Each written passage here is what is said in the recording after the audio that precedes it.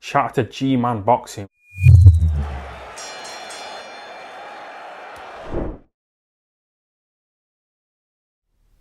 Alright people, thanks again for locking in. Hit subscribe, like, all that good stuff. Of course, video, thank you very much so. Sponsored by the Hit Company, as it'll be there on screen.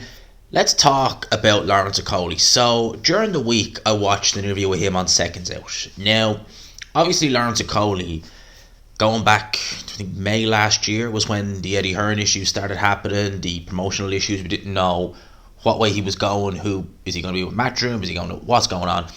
And that's kind of, I don't say it's still up in the air, but Lawrence Okolie is going to be fighting on Sky now come what March. So I was kind of like, okay, Seconds Out interview, I'll watch it just to see. And Seconds Out actually timestamped it, and he mentioned in the interview that he's not with Shane McGuigan. Now he stated that he'd be open to working with McGuigan again in the future, possibly, but for now he's not going to be trained by him. And I was kind of surprised when I seen that, because they seem to have, and obviously he's talking about working with him in the future, so it's obviously not like there was a massive falling out between fighter and trainer. It's not like, McGuigan and Frampton, both McGuigans, Barry and Shane, and Carl Frampton, where you can tell there's a big rift there. It's there, it's very personal. So it's not like that, but he did state that, he's not with him anymore. And I was kind of like, that's weird, because I felt that Okolie under McGuigan looked very good.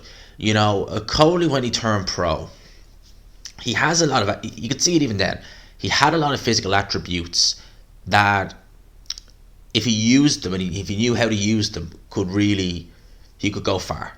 But at the start of his pro career, he looked, fair to say, a bit all over the place. The punching power was there, you could see the strength, but he just really was, I never really, at the time when I saw Okolie turn over, I was kind of like, I think when he fought Blaze Mendu, that was one of his earliest fights, I was like, he's going nowhere, because he really didn't look, he looked all over the place in that fight, he really did.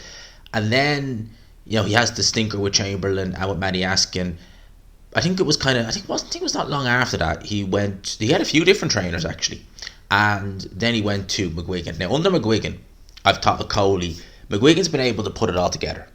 He has Okolie boxing at range, he has him, with that, sharpshooter like right hand straight down the pipe, and I think he's been able to take the attributes Okolie has and help Okolie implement them in fights, because he looked brilliant under McGuigan. Saying that, the last fight he had against, oh god, his name, I actually remembered his name at the start of this video, but it's gone now. No, it's gone. The Polish cruiserweight. Now that fight, yeah, that's been nearly a year now, but that was a bit of a stinker. Well, it was a stinker, has to be said. It wasn't as bad as the Askin fight or the Chamberlain fight, but it wasn't great. And obviously Okolie hasn't fought since then. But I assumed he would have been in camp with McGuigan and, just gone through the motions, etc. But no, he's not with McGuigan now. And yesterday it was announced that moving forward, he's going to be trained by Sugar Hill Stewart. Now, Sugar Hill Stewart has had a lot of fighters come over to him over pretty much since Tyson Fury, and it's weird, right? Because when I was looking at Okolie under McGuigan, I was thinking, he looks good. And I guess if it ain't broke, don't fix it, you could say. But at the same time, Okolie maybe feels that there's more to him than McGuigan's been able to unlock, maybe, and he feels that going to someone like a Sugar Hill Stewart could help with that. I think with Okolie, I would be amazed if by the end of this year he's not fighting up at heavyweight. I'd be amazed. And look at Sugar Hill Stewart, look what he's been able to do with Tyson Fury, the Kronk style. I know Manny Stewart liked the heavyweights. I know he's obviously a disciple of his uncle, the late great Emmanuel Stewart. Maybe Okolie is looking at this and thinking, and Sugar Hill Stewart is a very, very good trainer, he is. And maybe he's looking at this and thinking, do you know what, at heavyweight, I need that little bit more. And I think he does, truth be told. He's got a lot of good attributes there. He's a big puncher, very long, he's very strong, but strong at cruiserweight.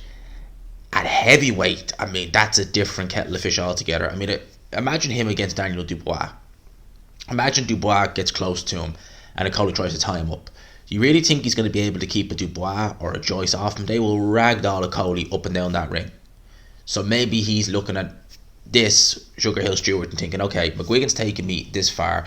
I think with Sugar Hill I can go this far. And as well as that, He has just a great insight into heavyweights. He understands how to bring a heavyweight through. Obviously, he's got other fighters like Ben Whittaker.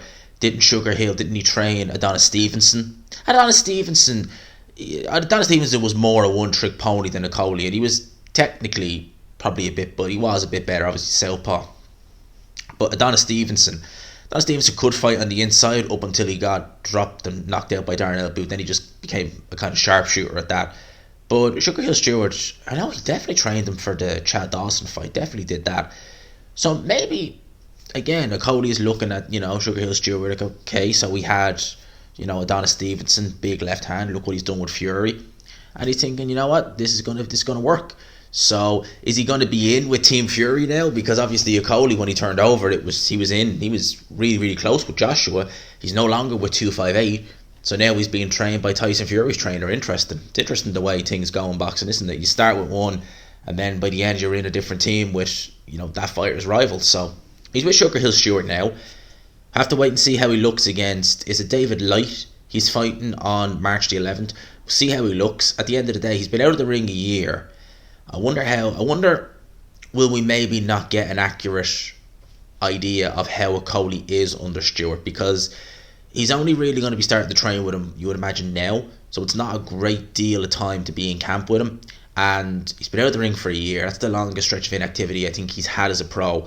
So I wouldn't imagine he's going to look the sharpest, put it like that. So wouldn't be surprised if you have people saying after Okolie's fight, win or lose, oh, he shouldn't have left Shane McGuigan. We'll have to wait and see in a couple of fights and see just how he clicks with Sugar Hill. But I'd say, look, Sugar Hill's a very, very good trainer.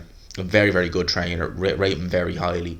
So I think this could be a good move. We'll wait and see. So that's my thoughts on this. Let me know yours in the comment section below. Hope you enjoyed the video, people. As always, if you could, smash the old like button. Hit subscribe, of course, if you haven't already. Let me know your thoughts on this move in the comments below. I'll leave you with that, people. Peace.